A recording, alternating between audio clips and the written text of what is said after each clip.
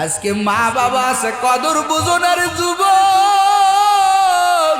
এই ময়দানে তাকাইয়া দেখে রে যুবক, কার জানি মা নাই, কার জানি বাবা নাই, কার জানি জন্মদাতা বাবা নাই, কার জানি গর্ভধারিণী মা নাই।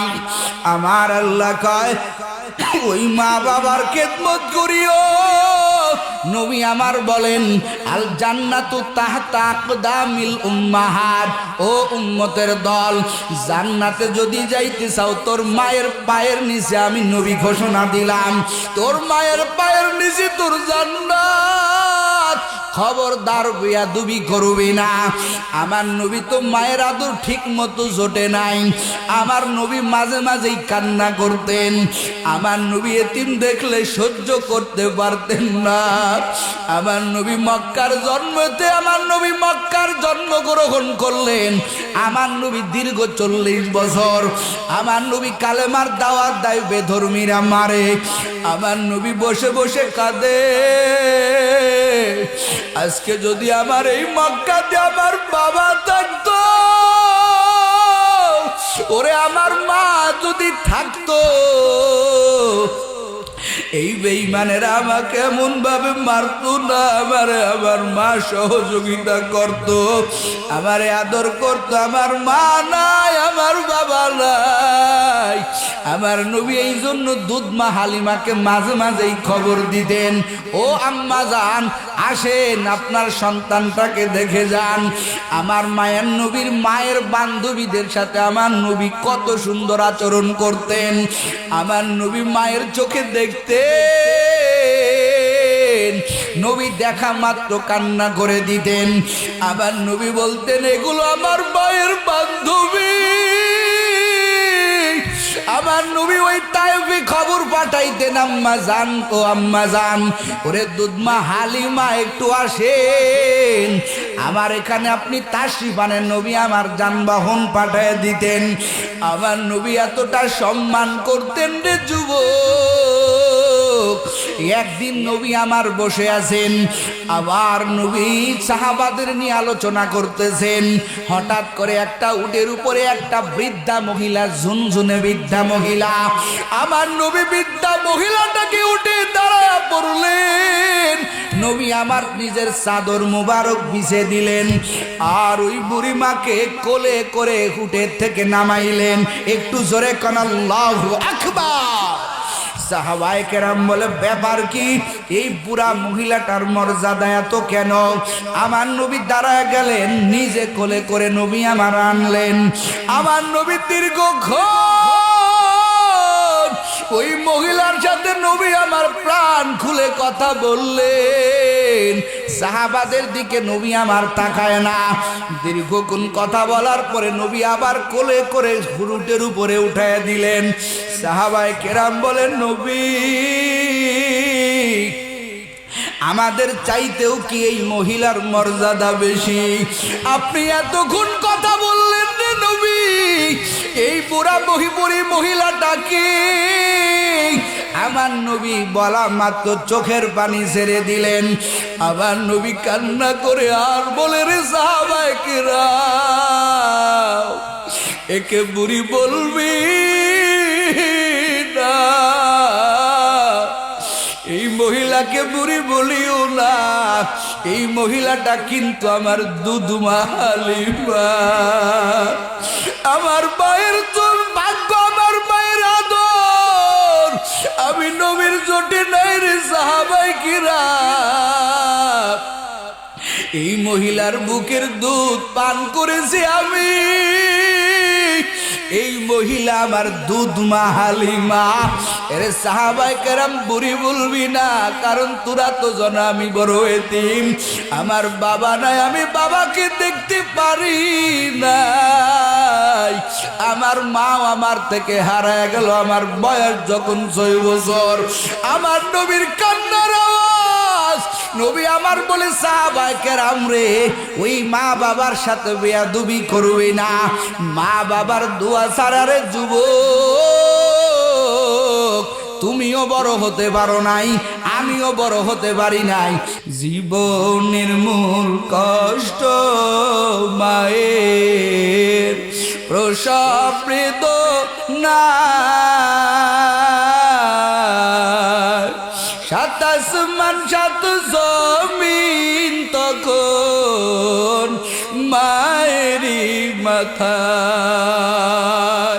সেই মাইকে কেমনে আজি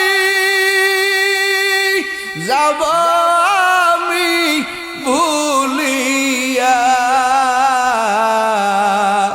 ও আমার প্রাণের মা, মা গো মা, কোথায় গেলে মোরে সারিয়া। জনম দুঃখী এতিম আমি, চাই না কেহ ফিরিয়া। ও আমার প্রাণের মা, মা গো মা, কোথায় গেলে মোরে সারিয়া। জনম দুঃখী এতিম আমি, চাই না কেহ ফিরিয়া। আমি যখন ছিলাম বাবা মায়ের উদরে, চলাফেরা করলেন সে মা কত কষ্ট করে। আমি যখন ছিলাম মামা মায়ের উদরে, চলাফেরা করলেন সে মা কত কষ্ট করে। আমার সুন্দর মুখ দেখে মায়ের, আমার সুন্দর মুখ দেখে মায়ের ব্যথা যায় দেয় হাসায়া।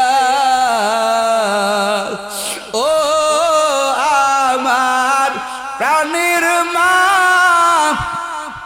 মা গো মা, কোথায় গেলে মোরে সারিয়া।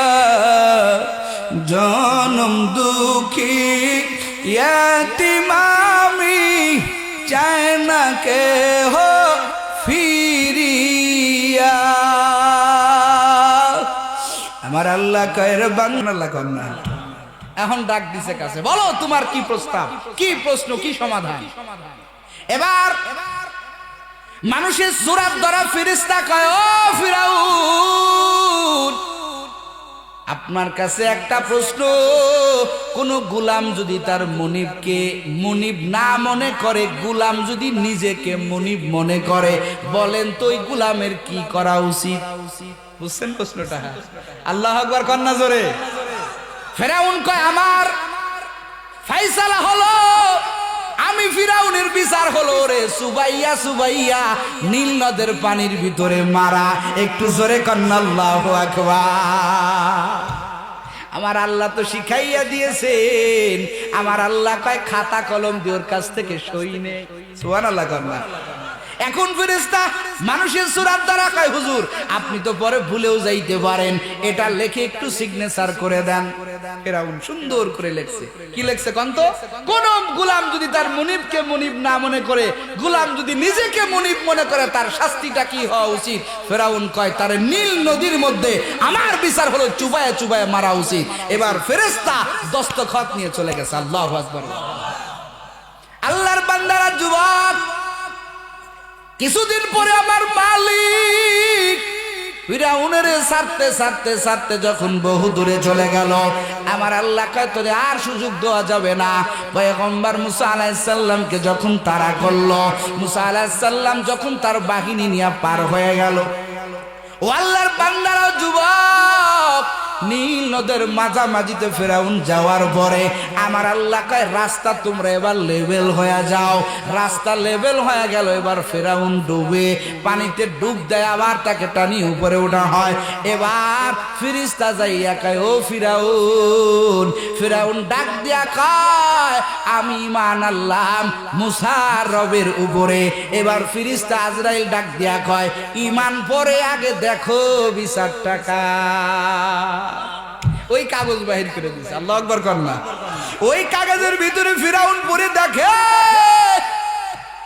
এটা তো আমার সেই বিচারের সিগনেচার। ওরে কোন মনিব কোন গোলাম যদি মনিব রে মনিব না মনে করে, নিজেরে মনিব মনে করে, নিজেরে বড় মনে করে, তার শাস্তি কি হওয়া উচিত? ওই ফিরাউন যেই সিগনেচার করে, আজরাইল কয় ফিরাউন রে তোর উপরে জুলুম করব না, তোর যেটা রায় সেটাই এখন বাস্তবায়ন করব। 1000 বার যদি কালেমা পড়ো আর সময় নাই, এখন তোমার রায়টা আমার আল্লাহর ফয়সালা, তোমার উপরেই প্রয়োগ করা। ওরে ঠাইসা ধরে ওই নীল নদের মধ্যে সুবাইয়া সুবাইয়া ফিরাউনের রায় ফিরাউনের উপরে কার্যকর করা হলো। একটু জোরে কান আল্লাহু আকবার। সে আল্লাহ আসেনি, কতক্ষণ আসেনি? ও আল্লাহর বান্দারাও যুবক, আমার আল্লাহ কয় রে বান্দা, এই সমস্ত করার জন্য আমি আল্লাহ তোরে বানাই নাই, এই সমস্ত জিনিস করার জন্য আমি আল্লাহ তোরে বানাই নাই। আল্লাহ কয় রে বান্দা বান্দি, আমি আল্লাহ তাআলা বড় আদর করিয়া, বড় মায়া করিয়া, বড় মোহাব্বত করিয়া আমি আল্লাহ তাআলা তোরে বানাইলাম। গাঞ্জা খাওয়ার জন্য না, বিড়ি খাওয়ার জন্য না, ওরে জুলুমবাজি করার জন্য না, সাদাবাজি করার জন্য না, আমি আল্লাহ তোরে বানাইলাম, আমি আল্লাহ তোরে মানুষ বানাইলাম একমাত্র আমি আল্লাহর গোলাম হওয়ার জন্য। একটু জোরে কন্যা সুবহানাল্লাহ। আমরা সবাই কার গোলাম? আরো জোরে, আরো জোরে। আমার আল্লাহর গোলাম। আমার আল্লাহ তাআলা সূরা ইসরার মধ্যে আমার আল্লাহ 23 নং আয়াতে কারিমার মধ্যে আমার আল্লাহ পাক বলেন ওয়া কাযা রাব্বুকা আল্লা তা'বুদু ইল্লা ইয়া। আমার আল্লাহ কয় ও দুনিয়ার মানুষেরা শুনে নাও, ও জমিনের মানুষেরা শুনে নাও, তোমার রবের চূড়ান্ত ফয়সালা, তোমার রবের চূড়ান্ত ডিসিশন, তোমার রবের চূড়ান্ত দিক নির্দেশনা শুনে নাও। এরে বান্দা বান্দি, দুনিয়াতে কারো ইবাদত করা যাবে না, ইবাদত যদি করতে হয় কার করতে হবে? আরো জোরে বলেন কার? ওরে যুবক, নেতার ডাকে তুমি সাড়া দাও, নেত্রীর ডাকে তুমি সাড়া দাও, বন্ধুর ডাকে সাড়া দাও, বান্ধবীর ডাকে তুমি সাড়া দাও। আমার মাওলা কি করলো? আমার মাওলা তোমারে দিনে 5 বার মুয়াজ্জিনের মাধ্যমে ডাক দেয়, দিনে 5 বার মুয়াজ্জিনের মাধ্যমে তোমারে ডাক দেয়। তুমি কতটা কপাল পুরা রে! ওরে বান্ধবীর একটা মেসেজের অপেক্ষায় তুমি রাত পার করতে পারো, আর আমার মাওলা মুয়াজ্জিনের মাধ্যমে দিনে 1 বার না, 2 বার না, 3 বার না, 4 বার না, 5 বার তোমাকে আমাকে ডাক দেয়। তুমি আমি কেমন কপাল পুরা, নামাজ না পড়ে আমরা সময় কাটায়া দেই। কথা কন ঠিক কিনা? নামাজ না পড়ে আসো যারা ঘুমায়া, তাদের জন্যে কান্দে নবী মাদিনা, তাদের জন্যে কান্দে নবী মাদিনা। ওই নামাজের জন্য কি মায়া তোমার লাগে না? ওহে মুমিন নামাজ কেনে পড়ো না, ওহে মুমিন নামাজ কেনে পড়ো না। আল্লাহ আমাকে ডাক দেয়, ও বান্দা আমি আল্লাহ তাআলা বড় আদর করে তোরে বানাইলাম। দুনিয়ায় কার পিছনে দৌড়াও, দুনিয়ায় কার মোহাব্বতে দৌড়াও, দুনিয়ার কার প্রেমের পেছনে তুমি দৌড়াও, এগুলো তোমার আপন না, এগুলো তোমার আপন না। এরে বান্দা, করা তোমার আপন, কারা তোমার মোহাব্বতের? আমার আল্লাহ কয় বান্দা তোমার আপন হইল একমাত্র আমি আল্লাহ। একটু জোরে কন্যা সুবহানাল্লাহ। মাল্লাহুল মাওলা ফালাহুল কুল। তুমি আল্লাহর হয়ে যাও, গোটা জাহান আমার আল্লাহ তোমার বানাই দিবেন। সুবহানাল্লাহ সকালে কইেন, এটা কি গোরস্থান? জোরে কান সুবহানাল্লাহ। কার হতে হবে? জোরে কান কার? তো তার হতে হলে তার কথার বাহিরে যাওয়া যাবে না, তার কথার ভিতরে থাকতে হবে, তার কথার ভিতরে থাকতে হবে। আমার আল্লাহ স্পষ্ট বলেন, তুমি আমি আল্লাহর হয়ে যাও, গোটা দুনিয়া আমি আল্লাহ তোমাকে, তোমার জন্য গোটা দুনিয়া আমি আল্লাহ তাআলা তোমার জন্য বরাদ্দ করে দিব। আমার আল্লাহ কয় বান্দা তুমি আমার হয়ে যাও, আমি আল্লাহ তোমার হয়ে যাব। একটু চিল্লায় কন্যা আল্লাহু আকবার। ও যুবকেরা, ও পর্দার আলের আম্মা জানেরা, শুনো, কার মোহাব্বতে তুমি দৌড়াও, কার প্রেমে তুমি দৌড়াও? যাদের মোহাব্বতে তুমি দৌড়াও, যাদের প্রেমে তুমি দৌড়াও, যাদের প্রেমে তুমি দৌড়াও, এরা তোমার আপন না, এরা তোমার প্রিয় না রে বাবা, এরা তোমার মোহাব্বতের হতে পারে না। আমার আল্লাহ কয় দুনিয়ায় সবাই হলো স্বার্থপর, একমাত্র স্বার্থহীন ভাবে কেউ যদি ভালোবেসে থাকেন তিনি আমার মাওলা। কথা কন ঠিক কিনা? তিনি কে? এই কথা কন কে? আরো জোরে কান কে? দুনিয়ার সবাই ভালোবাসে স্বার্থের কারণে। স্বার্থহীন ভালোবাসা কার? জোরে কন কার? আরো জোরে বলেন কার? আমার আল্লাহর ভালোবাসা স্বার্থহীন। ভাইরা আমার আল্লাহর গোলাম হতে হবে যারা বুঝছেন যে মাওলা ছাড়া কোনো গতি নাই, আমার আল্লাহর গোলাম হওয়া ছাড়া কোনো গতি নেই, আমার আল্লাহর আশিক হওয়া ছাড়া কোনো গতি নাই। ওরে রাজদরবারের মালিক হওয়ার পরেও লাথি মেরে দিয়েছে রাজদরবার, লাথি মেরে দিয়েছে আরামায়েশের জায়গা।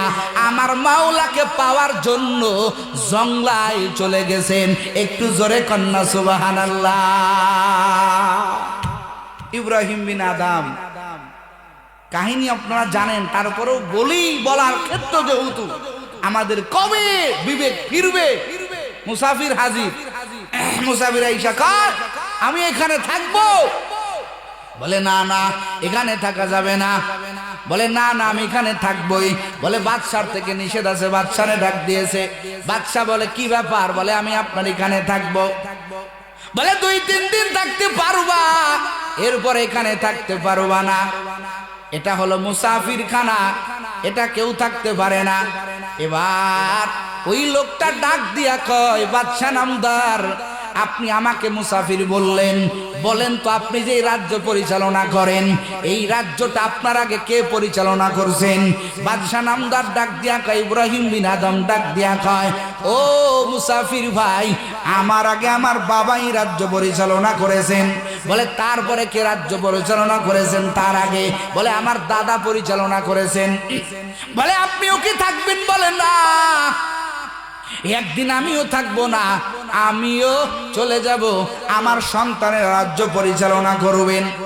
এবার ওই মুসাফির ডাক দিয়া বলে, ভাই ও বাদশা নামদার, আসলে আমি কি একাই মুসাফির না আপনিও মুসাফির? সুতরাং এই যে বালাখানার মোহে পড়িয়া, বালাখানার প্রেমে পড়িয়া পড়ে আছেন, এখানে থাইকা আমার মাওলাকে পাওয়া যায় না। একটু জোরে কন্যা সুবহানাল্লাহ। এই কথা বইলা মুসাফির চলে গেছে। বাদশা ইব্রাহিম বিন আদম কিতাবে লেখে, ঘরের মধ্যে ঢুকে ঘুম আসে না, ঘরের মধ্যে ঢুকে ঘুম আসে না। খাটের উপরে শুয়ে আছে, গভীর রাত। হঠাৎ করে ছাদের উপরে ঠক ঠক আওয়াজ, ঘোড়ার পায়ের আওয়াজ, কোন বর্ণনায় পাওয়া যায় উটের পায়ের আওয়াজ। ব্যাপার কি? আমার ছাদের উপরে কেন ঘোড়ার আওয়াজ? ডাক দিয়া কয়, কে আল্লাহর বান্দা? বলে আমি একজন ঘোড়া, সরি ঘোড়ার রাহক। বলে এখানে কি? বলে আমার একটা ঘোড়া হারায় গেছে, আপনার বিল্ডিং এর উপরে খুঁজতেছে। এবার বাদশাহ ইব্রাহিম বিন আদম ডাক দিয়া বলে, ঘোড়া হারাইলে জঙ্গলায় যাও, আমার ছাদের উপরে কে? ছাদের উপর তো ঘোড়া পাওয়া যায় না। এবার ওই ব্যক্তি ডাক দিয়া কয়, বুঝলাম ঘোড়া হারায় গেলে জঙ্গলে যাওয়া লাগে, জঙ্গলে ঘোড়া পাওয়া যায়, ছাদে পাওয়া যায় না। এরে বাদশাহ ইব্রাহিম বিন আদম জবাব দেন, আল্লাহকে পাইতে হলে কি এই জাফলং, এই পালঙ্গ, এই জাজিম সেটের উপরে এত শাহী হালাতে বৈশাখী আল্লাহকে পাবেন? আল্লাহকেও তো এইভাবে পাওয়া যাবে না। আল্লাহকে পাইতে হলেও জঙ্গলায় যাওয়া লাগবে। একটু জোরে কন্যা আল্লাহু আকবার। বাদশা নামদার তাড়াতাড়ি উঠে ছাদে গিয়েছে, দেখে ছাদেও কেউ নাই, কারো দেখা যায় না। রাত্রে ঘুমাইতে পারে নাই, চিন্তা করতেছে, হায় রে এই অট্টালিকাই বাদশাহী তো আমার মাওলার মোহাব্বত থেকে আমারে দূরে সরাই দিছে। এই বাদশাহী আমি চাই না, যেই বাদশাহী আমার মাওলাকে পেতে দেয় না, এই বাদশাহী আমার দরকার নাই। সকালবেলা মন্ত্রী পরিষদের জরুরি মিটিং, সুবহানাল্লাহ, কাছে মাত্র এক সেট কাপড় আর একটা কোরআন নিয়ে, আরে যুবক। বাদশা নামদার ডাক দিয়া বলে, আর একটা ব্যাগ নিয়া। বাদশা ডাক দিয়া বলে, রে মন্ত্রী পরিষদ, বুঝিয়া নে রাজ দরবার, তোরা বুঝিয়া নে, আমি আজকের পরের থেকে আর রাজ দরবারে কোনো কাজ করব না। আমি আমার মাওলাকে পাওয়ার জন্য, আমি আমার আল্লাহকে পাওয়ার জন্য আমি আর এই রাজ দরবারে থাকতে চাই না। আমি আমার মাওলাকে পাওয়ার জন্য চলে যাব। সমস্ত মন্ত্রীরা বুঝাই কিন্তু মানে না।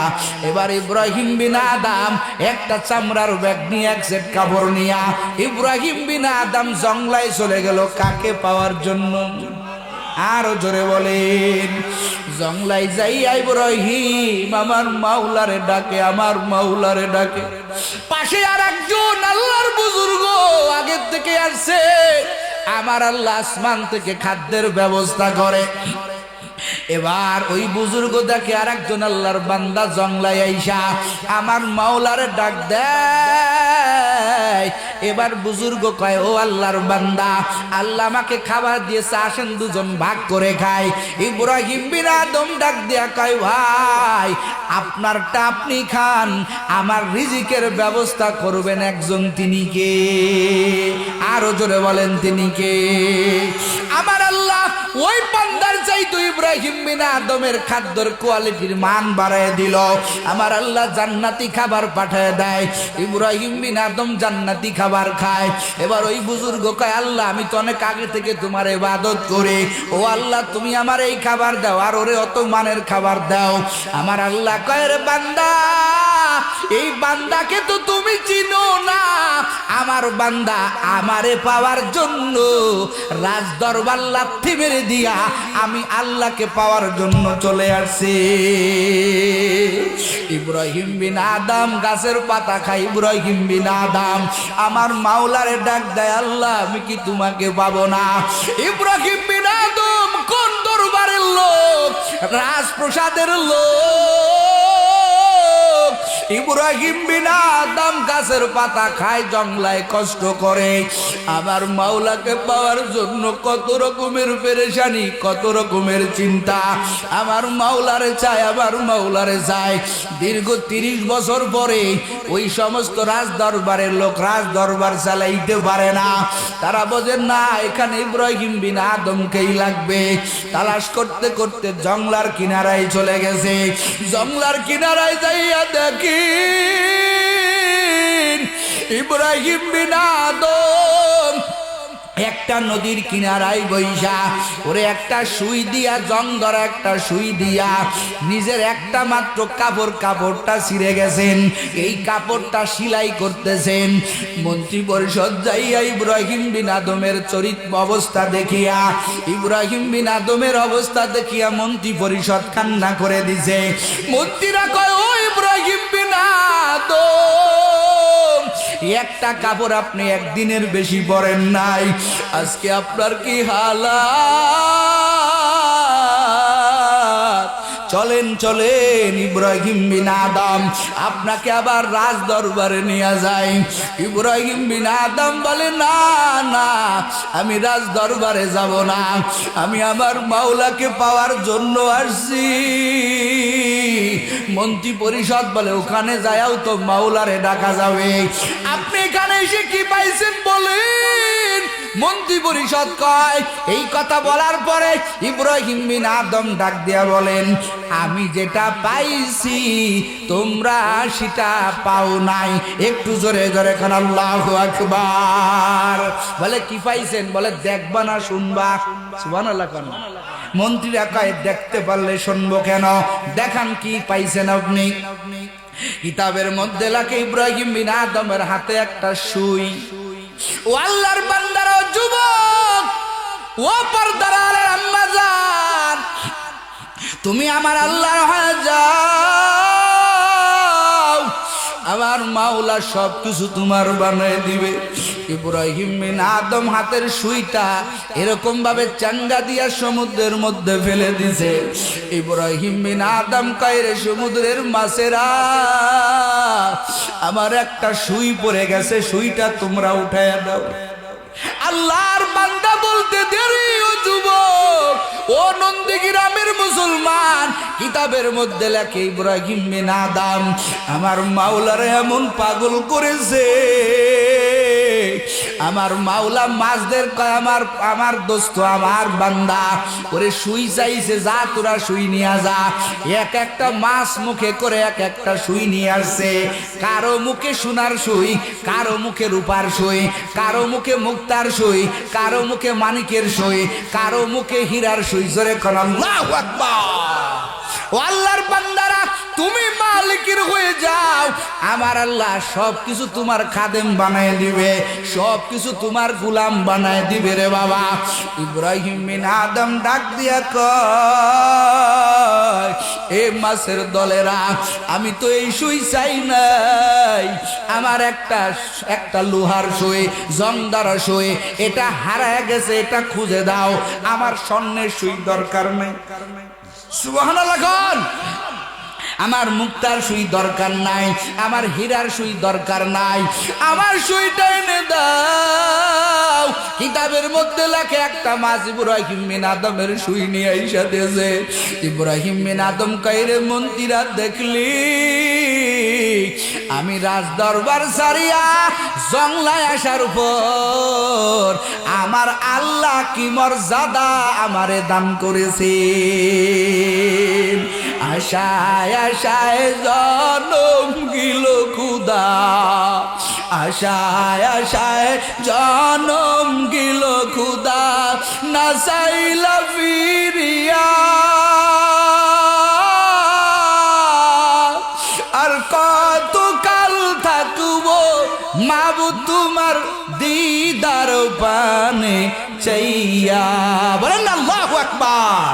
আর কত কাল থাকবো মাবুদ তোমার দিদার পানে যাইয়া, আশায় আশায় জনম গিল খুদা, আশায় আশায় জনম গিল খুদা, না চাইলা ফিরিয়া, আর কত কাল থাকবো মাবুদ তোমার দিদার পানে চাইয়া, আর কত কাল থাকবো মাবুদ তোমার দিদার পানে চাইয়া। তুমি মুসার শনি কইলা কথা, আল্লাহু আকবার বলেন। তুমি মুসার শনি কইলা কথা, তোর পাহাড়ে নিয়া, আর কত কাল থাকবো মাবুদ তোমার দিদার পানে চাইয়া, আর কত কাল থাকবো মাবুদ তোমার দিদার পানে চাইয়া। আমার আল্লাহকে যদি পাইতে চাও যুবক রে, ও বৃদ্ধ বাবা জানেরা, সব বাদ দিয়া দাও। আমার আল্লাহকে আমার ফাইসালা হলো বান্দা তুই ইবাদত করবি আমি আল্লাহর। আমার আল্লাহর আরেকটা ফাইসালা আয়াতের মধ্যে আমার আল্লাহ বর্ণনা করে বলেন, ওয়া বিল ওয়ালিদাইনি ইহসানা। আল্লাহ কয় বান্দা আমি আল্লাহর ইবাদতের পরে আমি আল্লাহর পক্ষ থেকে চূড়ান্ত ফাইসালা আরেকটা নির্দেশ শুনে নাও। আমি আল্লাহ তাআলা তোমার পিতা মাতার মাধ্যমে তোমাকে দুনিয়াতে পাঠাইছে। আমি আল্লাহর ইবাদত করতে গিয়ে কোনো শরীক নাই, লা শরীক জেনে আমি আল্লাহর ইবাদত যেমন করবা, তোমার পিতা মাতার স্থানেও আর কোনো মুরব্বি বসবে না, আর কোনো কেউ বসবে না। পিতা মাতাকেও এরকম ভাবে লা শরীক জানিয়ে তাদের মর্যাদার কাছে, তাদের সম্মানের কাছে কারো মর্যাদা নাই, কারো সম্মান নাই। তাদেরকেও তোমরা খেদমত করবা, ভালো ব্যবহার করবা। তোমার পিতামাতা সন্তুষ্ট হলে আমি আল্লাহ তোমার উপরে সন্তুষ্ট হয়ে যাব। কথাটা কি বানায় বললাম? কথা কার? জোরে কোন কার? ওয়া বিল ওয়ালিদাইনি ইহসানা। কিন্তু কপাল আমাদের বড় খারাপ। অনেকে আমরা তাবলিগে যাই, অনেকে আমরা পীর মুরিদি করে, অনেকে আমরা বিভিন্ন দরবারে যাই, অনেকে আমরা প্রতি বছরে উমরায় যাই, কিন্তু কপাল বড় খারাপ। বুড়া মা বাবার তাকাইয়া দেখি না। কথা কোন ঠিক কিনা? লাভ নাই তো। পিতা মাতা যদি অসন্তুষ্ট থাকে লাভ আছে? কথা কোন লাভ আছে? ও আল্লাহর বান্দারা, যুবক, মা বাবার সাথে ঝাড়ি দিয়া কথা কও, মা বাবার সাথে খারাপ চোখে কথা কও, মা বাবার সাথে ধমক দিয়া কথা কও। আমার আল্লাহ কয় রে না রে বান্দা না, আমি আল্লাহ তোর মা বাবার মর্যাদা মোটেও কম দিলাম না। আমার আল্লাহ এক আয়াতের মধ্যে যুগল বিধান আমার আল্লাহ নাজিল করলেন। এক জায়গা আমার আল্লাহ কোরআনে যত জায়গা বললেন আমি আল্লাহর ইবাদত করো, তত জায়গা আমার আল্লাহ কয় পিতা মাতার খেদমত করো। মুফাসসির কিরাম বলেন, ও উম্মতের দল, ওরে আল্লাহর ইবাদত ছাড়া যেমন জান্নাতে যাওয়া যাবে না, তদ্রূপ ভাবে বাবা মার খেদমত ছাড়াও কেউ জান্নাতে যাইতে পারবে না। কারো ভিতরে বাবা মার খেদমত আছে, ইবাদত নাই, জান্নাতে যেতে পারবে না। কারো ভিতরে ইবাদত আছে, বাবা মার খেদমত নাই, ওই বান্দাও জান্নাতে যাইতে পারবে না। একটু জোরে কন্যা সুবহানাল্লাহ। জান্নাতে যাইতে পারবে না।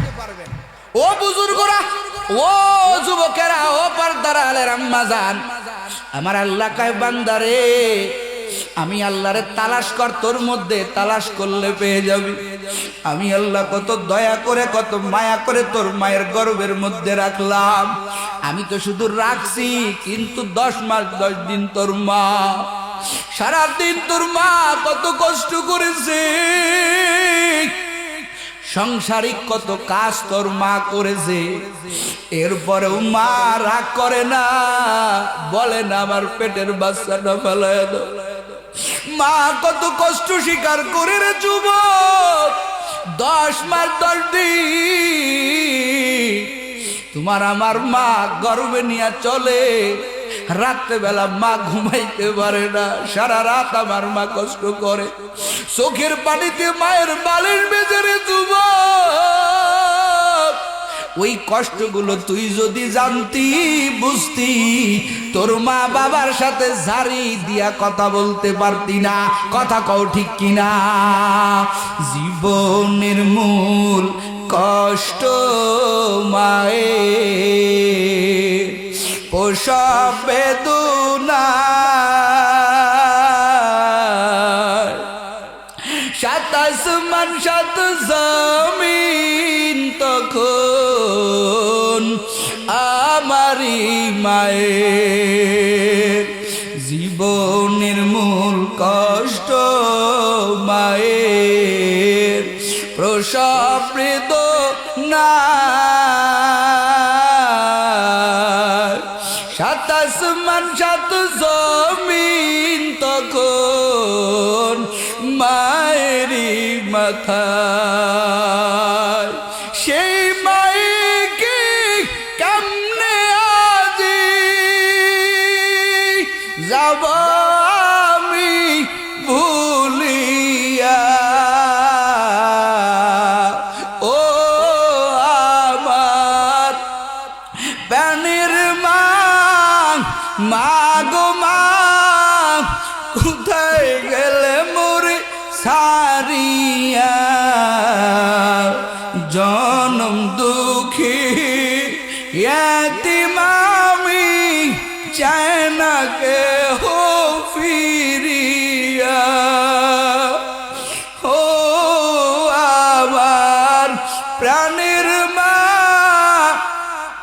মা গো মা কোথায় গেলে মোর সারিয়া জনম দুঃখী এতিম আমি চাই না কেহ ফিরিয়া আমি যখন ছিলাম বাবা মায়ের উদরে চলাফেরা করলেন সে মা কত কষ্ট করে আমি যখন ছিলাম মামা মায়ের উদরে চলাফেরা করলেন সীমা কত কষ্ট করে আমার সুন্দর মুখ দেখে মায়ের আমার সুন্দর মুখ দেখে মায়ের ব্যথা যায় দেয় হাসায়া ও আমার প্রাণের মা মা গো মা কোথায় গেলে মোর সারিয়া জনম দুঃখী এতিম আমি চাই না কে